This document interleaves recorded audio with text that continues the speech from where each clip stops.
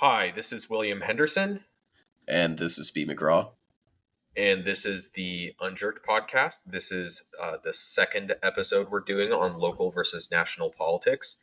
So basically, what we do is we find a lot of topics that people talk about on Reddit and Twitter and delve into what the actual data says. So let's get going. Is this surprising to you, or is this kind of what you expected? This feels about right. I figured a lot of it would have been, Medicaid, education. It's Yeah, fairly spread I out, think though. Yeah. the police is lower than I expected. What did you think the police was going to be at? Well, I think based off the Reddit comments I read, so I guess I'm a victim of my own, thing I rail against. But people are always like, oh, state government, cities basically are just giant police departments. Maybe it depends on the city, but 3.7 is lower than I thought.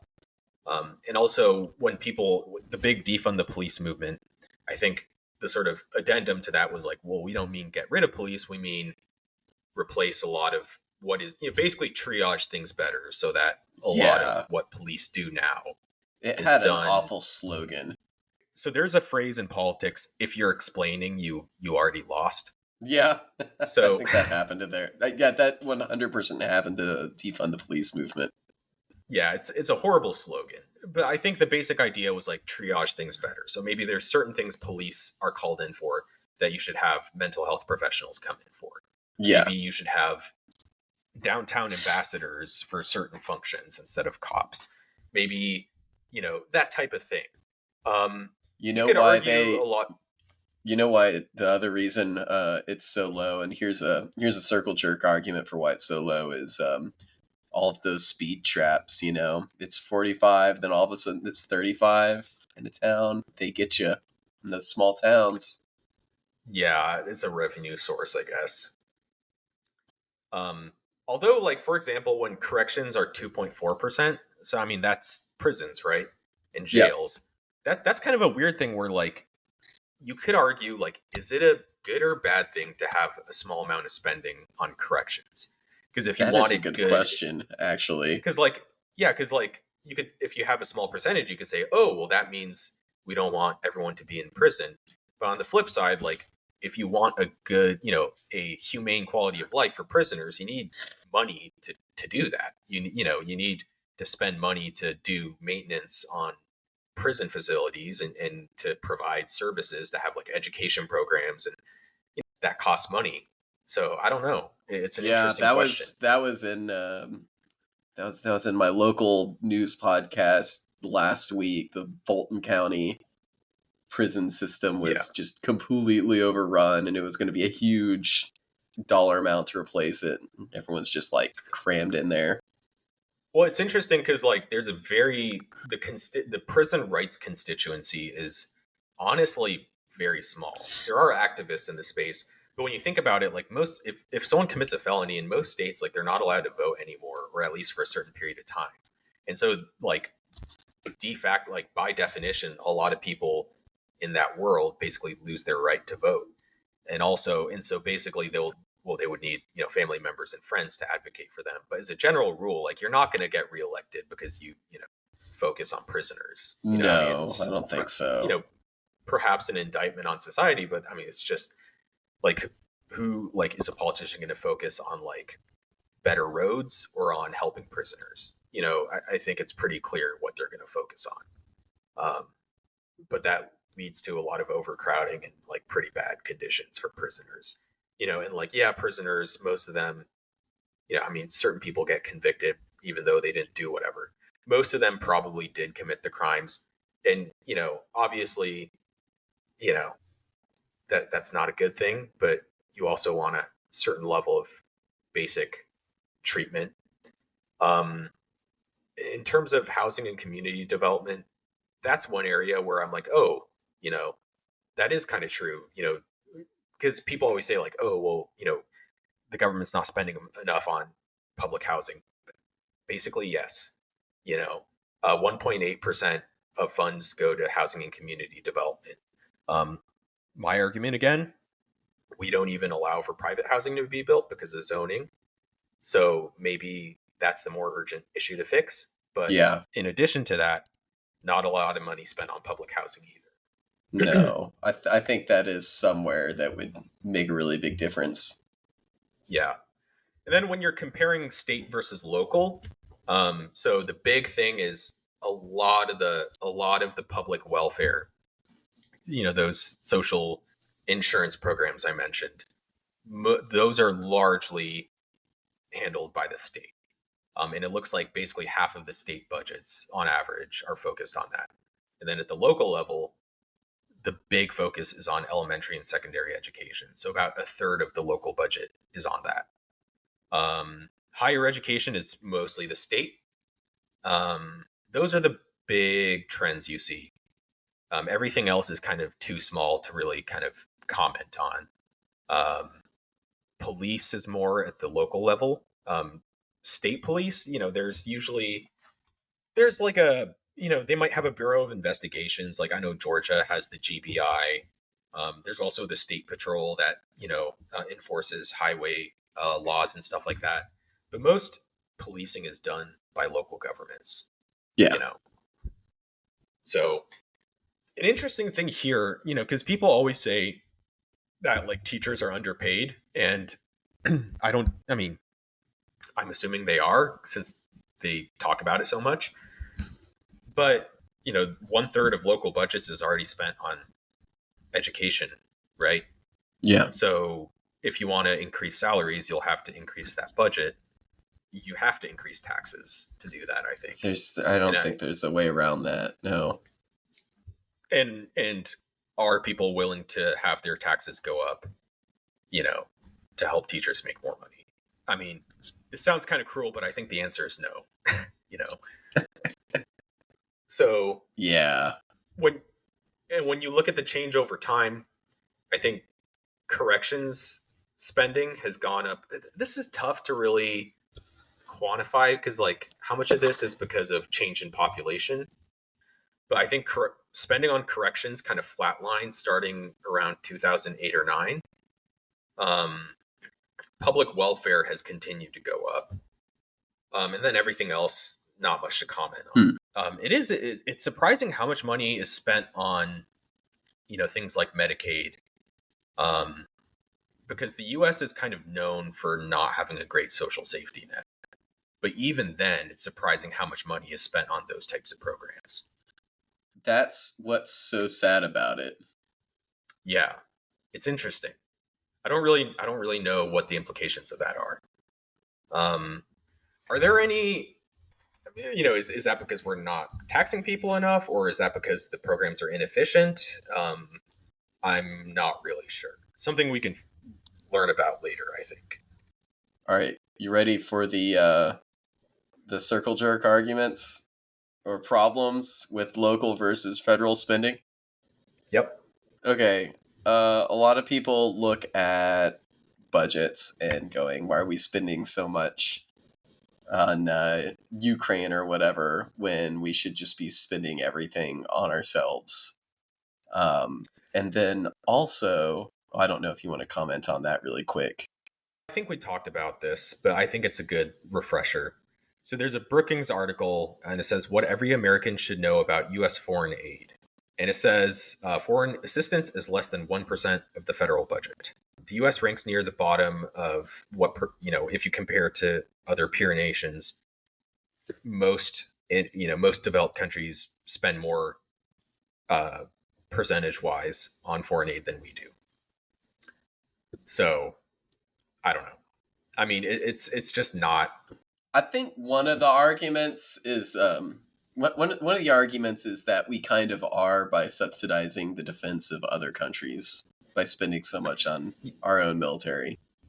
So it's an interesting thing. I think because essentially we have a big presence in Europe. We have a lot of troops in Europe, and we also have a lot of troops in Japan and South Korea, right? Those are kind of, when you think about where do we have a huge presence, those places come to mind. We are subsidizing the defense of those areas, Japan, South Korea, European countries. They all have their own militaries, but it's largely supplemented, to a large degree with our capabilities as well.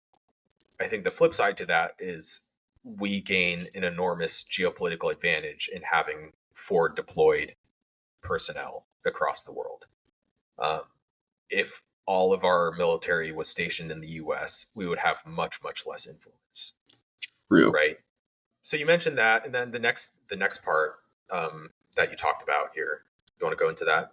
Oh yeah. I have no idea if this is true, but I've heard it before. I have heard that the federal government spends so much money because they don't have to be fiscally responsible. They can just keep borrowing money while local governments are required to balance their budgets. And a big reason, yeah. So a big part of this is, I think at the end of the day, the dollar is controlled by the federal government, right? The federal government prints money. The federal government has a certain authority over the monetary system that state governments just don't have.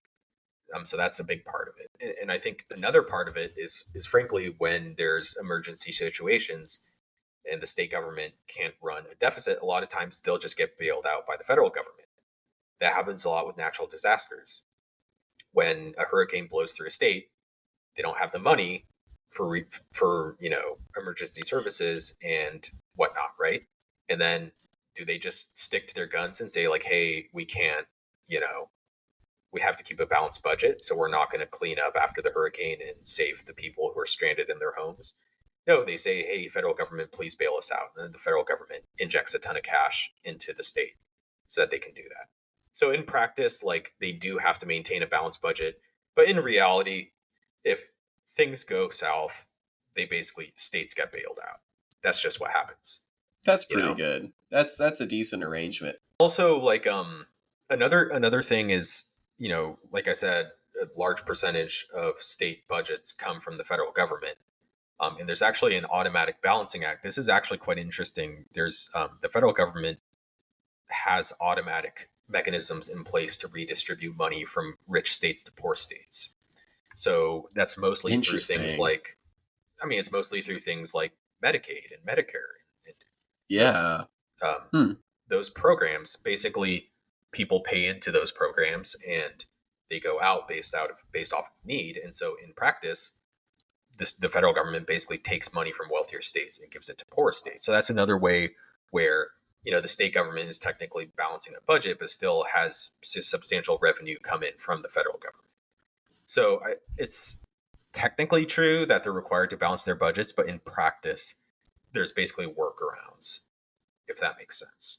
When it comes to financing, we talked about this a little bit, and I think this will be a relatively quick thing. And I don't have citations on most of this because, again, this is sort of general knowledge type stuff. But federal taxes, there's the income tax, the capital gains tax, payroll taxes, which are for Medicare and Social Security. Then there's corporate tax, and I think there's a federal estate tax. And then when you look at the state and local level, so there is a briefing book from the Tax Policy Center, which is this think tank. But it says sources of state and local general revenue. So over 25% of it is transfers, which I believe is federal transfers. That's pretty substantial.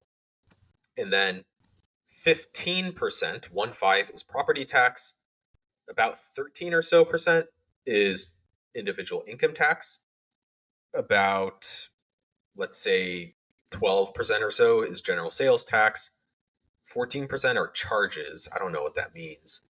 And then corporate income tax is very low. It's like 2%, 3%. That's for the local level and state level. There is a federal corporate tax. And then selective sales tax, which is around 5%. So what you see here is a lot of the state and local budgets comes from the federal government. And then the next most common thing is property tax. Then you have local income taxes, local sales taxes. I still don't know what charges are. Why are there different types of taxes? Because there's no federal property tax, right? And there's usually no city income tax. No, Some not big cities normally. do, but most cities, yeah. And so I think, and this is all me just kind of like guessing. So this is not like researched, but capital flight, where capital flight is where capital leaves an area because of tax reasons. Usually, it applies to other things, but also to tax. So it's a bigger issue at smaller scales. So capital flight is a lot easier if you're moving from one city to a neighboring city. It's a lot harder when it's moving from one country to another, right? So capital flight is a bigger issue to keep in mind at the smaller levels. Real estate cannot be moved.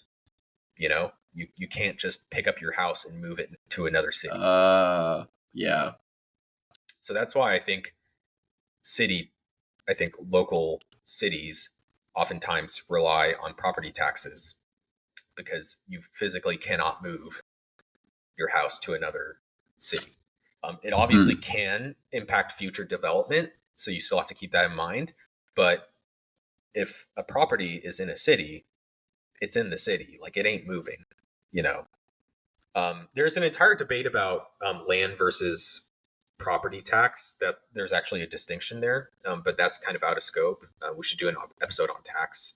Yeah, that actually seems like a really interesting thing to dive in, because that's such a weird balancing act. Like, if your property tax is too high, and like now like no one's gonna want to develop like these like giant buildings or anything in your town.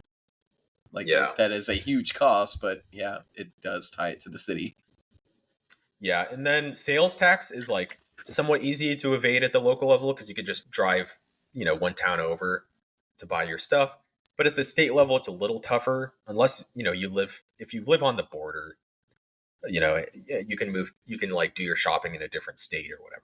Or But if you're in the Amazon it. middle of but if you live in the middle of a state, it's harder to evade sales tax. So that's why I think you see a lot of sales tax at the state level. Another point on taxes. So Article 1, Section 9, Clause 4 of the Constitution says it's on direct taxes. This sounds like a constitutional law class here. But yeah, it says no capitation or other direct tax shall be laid unless in proportion to the census or enumeration herein before directed to be taken. So this is the we'll talk about that a little bit later. And then the 16th Amendment, which is the income tax amendment, says the Congress shall have the power to lay and collect taxes on incomes from whatever source derived without apportionment among several states and without regard to any census or enumeration. So what does that all mean? So basically, direct taxes, which are things like, I would say, income tax and property taxes, at the federal level have to be done in proportion to basically the population of each state. In practice, that's kind of impractical, because it's like, okay, how are you going to like raise property taxes such that the revenue is directly proportional to the population of each state? It's not really realistic. And so in practice, the federal government avoids direct taxes, except the 16th Amendment specifically carved out income tax and said, actually, income tax doesn't have to follow that rule. So that's why we have a federal income tax. But that's another reason we don't have a federal property tax, is like, it probably, based off that one clause I mentioned, it probably would be considered a direct tax and probably would not be practical to collect because of that. Yeah, that sounds tough. Constraint.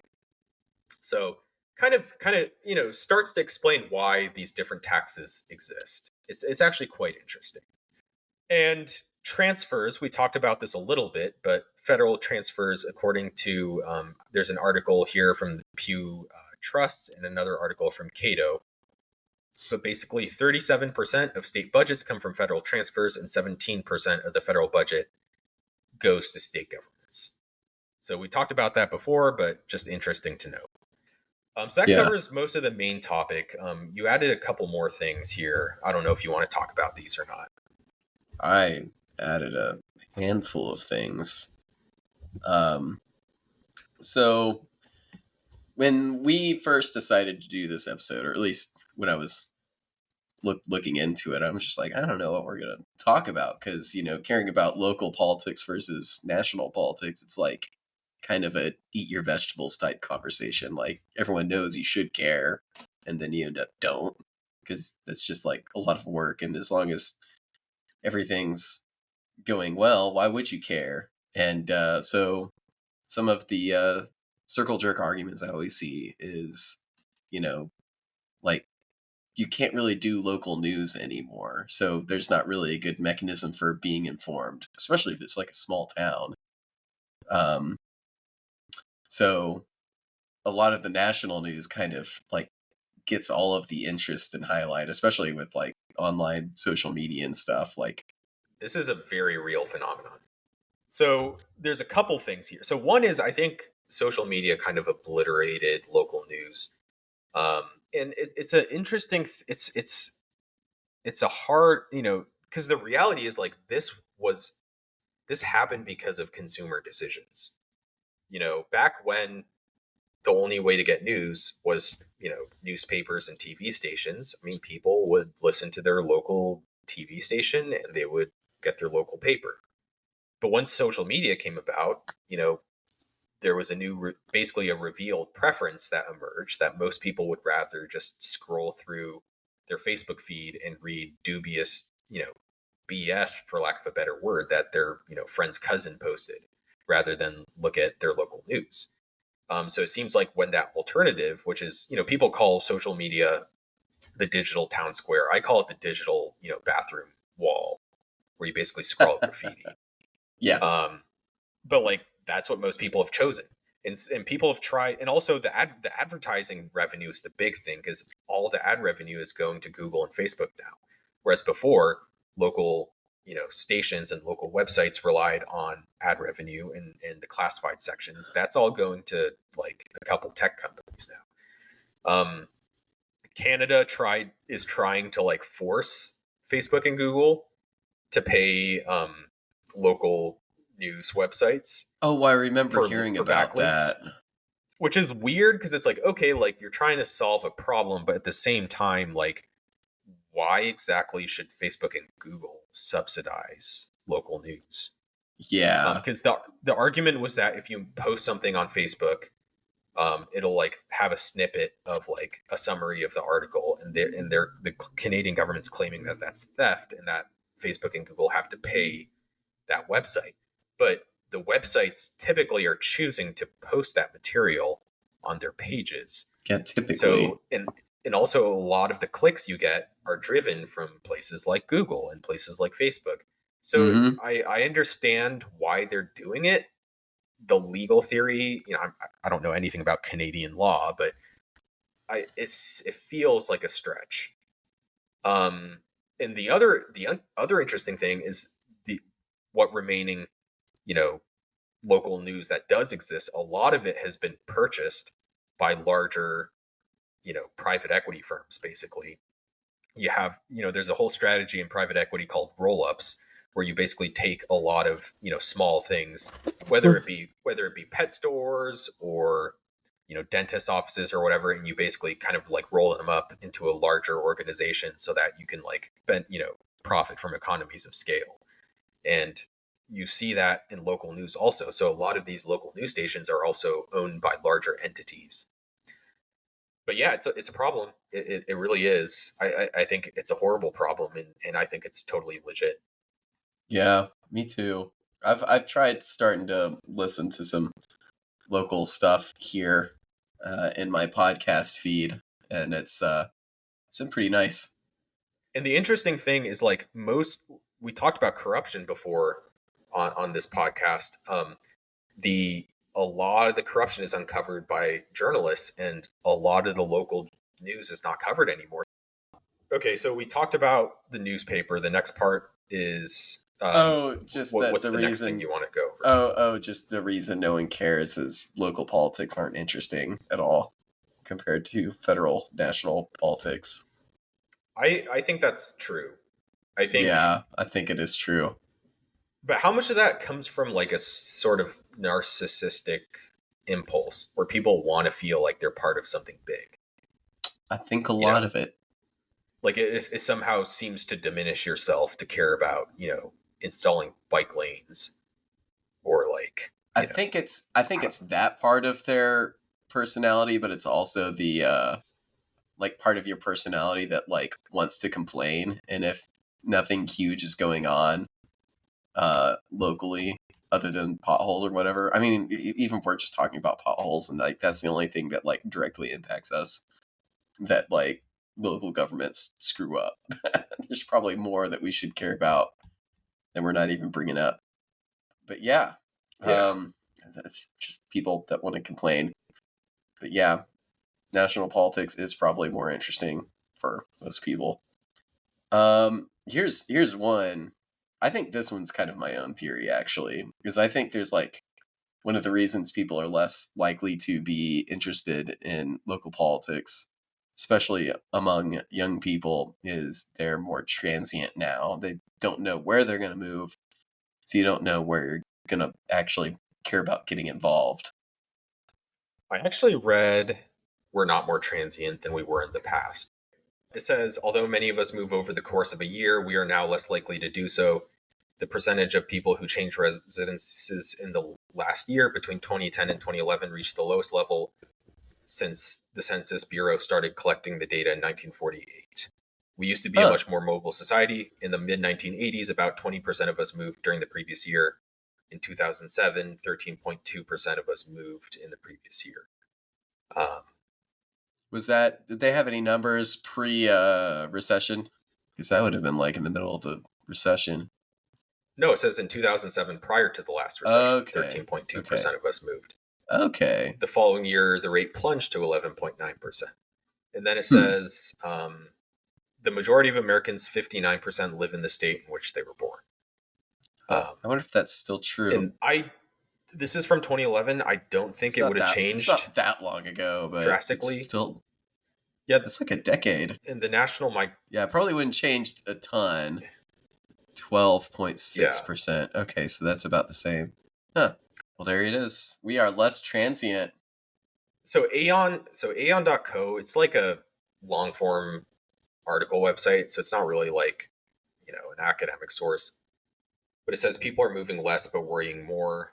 Oh, but it's written by Claude Fisher, who's a professor at the graduate school in sociology at UC Berkeley. So, okay, legitimate source. So this is from 2016, so it's a little more recent. But basically, it says evidence that mobility has declined is more robust for roughly the past 65 years, thanks to census data, essentially. Huh. Around 1950, around 20% of Americans changed homes from one year to the next. By the 2000s, under 15%, etc. That's very interesting because That is interesting. the common knowledge is the opposite. Huh.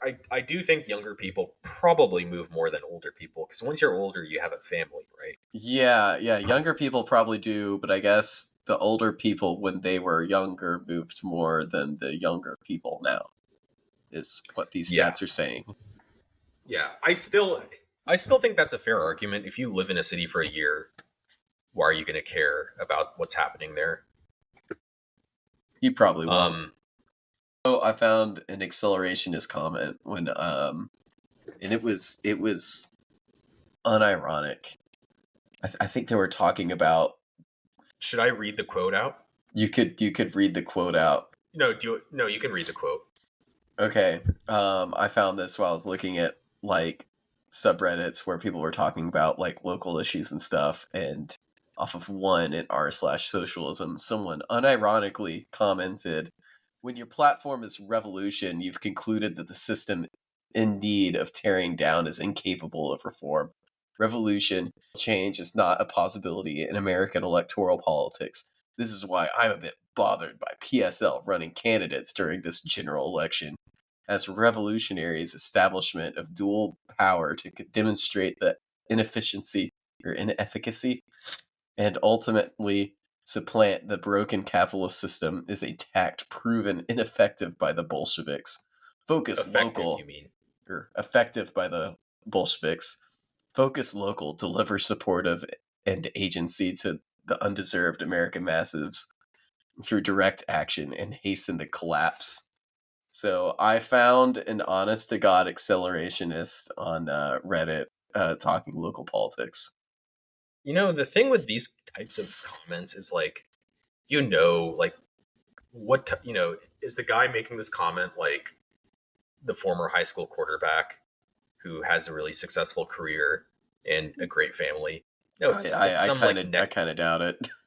Yeah, it's some like neckbeard dude who like, doesn't have friends, stays in on the weekends. I mean, I stay in on the weekends, but like, it's just like a lot of times when I read these comments, it feels like someone projecting their own internal unhappiness to all of society. Because I mean, okay, let's look at Marxist revolutions. So what do they have in common? A lot of things, but one thing you see is usually there was an existing right-wing dictatorship that essentially got overthrown because it was, there was a lot of problems in terms of inflation and, some sort of war. A lot of times revolutions happen when a country loses a war. So they lose a war. There's a lot of inflation. Certain part of the population is disenfranchised, etc. And obviously there's problems in the US, but when you look at, like, for example, pre-revolutionary Russia, I mean, you're talking about, millions of people dying on the front. You're talking about, I mean, it was not a democracy, it was a dictatorship. And so those other systems were torn down because they did not represent the people. As it turns out, the successor governments were also dictatorships. But in this case, they're basically saying overthrow a democracy to install a dictatorship, right? Yeah. What am I missing here? Anyway, I had to share that. Yeah. I think also direct action. Like I know there's a place for it. Like sometimes protests will push politicians in a way that elections don't. But a lot of like, I think a lot of direct action is just dumb. It's like, let's like spray paint this, our symbol. It's just a lot of like really silly stuff. And honestly, I think most people don't want revolution. Most people are like, hey, I want to maintain this system, right? At least maintain a system. Yeah. So, yep. Next. Anyway, I saw some reasons to care about federal more than local. One, well, we already talked about it. Why would you care about local when federal law will always trump local law? It does, but in practice, the times they conflict, I mean, it just doesn't happen that much. Yeah, and this kind of goes into like the next couple bullet points there. I kind of copy and pasted this from a Reddit comment. Is like, if you're in a sanctuary city or your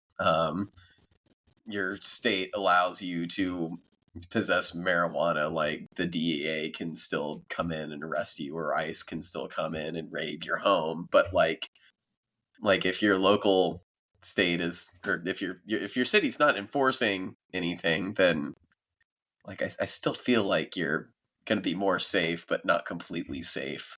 I guess the thing here is like, the people who complain about like the feds raiding your house, like how often does that actually happen? Like, let's be honest, dude. Well, that was the thing, like with like pot farmers and stuff. Like it's illegal. It's legal in so many states, but it's still federally not legal. Like the only effect is like they can't use certain banks for their money. Well, but how often does the DEA actually like go after pot farmers? Like, I don't think they ever do. They have like bigger fish to fry. Yeah, versus meth labs and opiate fentanyl getting smuggled over the border. But like, okay, like, so the whole idea of like feds breaking down your door, like how often does that happen? Really, you have the FBI will do raids when it comes to like gang activity, like mafia activity, when it comes to terrorism, when it comes to espionage. The DEA will go after you if you're like trafficking cocaine. Those things happen, but like in practice, how often, like when you go on Reddit and you see news or or a news website and there's a story about someone getting killed in their home by law enforcement, what percent of the time is it federal law enforcement? Like almost never. It's almost always a local cop, right? Yeah. Almost never feds. So this idea that like the feds are like, if you're just sitting around waiting for like the feds to raid your home, the question is like, what are you doing that makes you think that's going to happen? Because for 99% of people, it's just never going to happen. Like the federal government is not the most of these raids that you see that happen that law enforcement are involved in. It's almost always local and state law enforcement. Yeah. That's what I have to say about that. And so in practice, a lot of like, yes, marijuana is still illegal at the federal level. In practice, the federal government's not really going after marijuana possession in the same way that it used to. And so, I think that's kind of a cop-out to say like, oh, because of the Supremacy Clause, the federal law can trump everything. Okay, but that's not what you're seeing in practice. Those clashes happen sometimes, but not often. No. A lot of people talk about like gay marriage, LGBTQ issues, and all of that at a national level when I think it's mostly at a state level now. I mean, for a while, like abortion was a federal level, but at this point, like it's going to be a state and local level for a very long time. But that also depends on court decisions. A lot of times courts will make decisions on whether something is in the purview of local, state versus federal government. But overall, the point is, when you look at laws, when you look at law enforcement, when you look at policies, when you look at the government's presence in your life, how much of that is the state and local government, and how much is that the federal government? In practice, when I think about what I do, like in the past year, how has the federal government affected me? I mean, obviously, I have to pay taxes. That's a big thing. But I can't think of, I never run into federal law enforcement officials. That never happens to me, at least. To most. Then you've never really lived. Yeah, I mean, I guess like if you go to a national park. Oh yeah, that technically is, yeah. But like in your day-to-day life, you're just not running it. When you think about laws that people break, it's mostly like, okay, like most laws, like murdering people, assaulting people, those are mostly state laws. When it comes to, yeah, when you think of like breaking the law, it's usually some sort of state ordinance state law that you broke. It's, there are federal laws, but like most laws you break are not federal laws. So just think about like, when did the government impact your life in the past year? And was it a federal government thing, or was it a state government thing, or was it your city government? I think it's important to ask yourself that question. Well, it's usually a local government, except the TSA. All right, that was our final episode on local politics, and we will move on to another topic next time.